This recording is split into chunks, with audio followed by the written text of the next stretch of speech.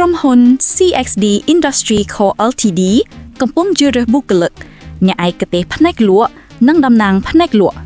ទីតាំងការងារភ្នំពេញជិតជាម៉ោងសែនសុខកាលវិភាគការងារច័ន្ទដល់សៅរ៍ 8 ព្រឹកដល់ 5:30 ល្ងាចអ្វីដែលអ្នកនឹងធ្វើផ្សព្វផ្សាយនិងលក់ឡានដឹកទំនិញធុនធ្ងន់បង្កើតនិងរក្សាទំនាក់ទំនងអតិថិជនឲ្យរឹងមាំគាំទ្រអតិថិជនជាមួយនូវសេវាកម្មក្រោយពេលលក់យើងកំពុងស្វែងរកភេទប្រុសនិងភេទស្រីការអប់រំមិនទាមទារសញ្ញាបត្រចេះភាសាចិនឬអង់គ្លេសកុំព្យូទ័រជំនាញមូលដ្ឋាន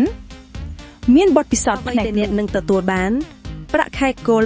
$800បូកបន្ថែមកម្រៃជើងសារផ្ដល់អាហារថ្ងៃត្រង់និងអាហារពេលល្ងាចដោយមិនគិតថ្លៃឈប់សម្រាកប្រចាំឆ្នាំ18ថ្ងៃបុណ្យជាតិទាំងអស់បុណ្យភ្ជុំបិណ្ឌបុណ្យអុំទូកចូលឆ្នាំខ្មែរនិងចូលឆ្នាំចិនដាក់ពាក្យមកក្រុមការងារ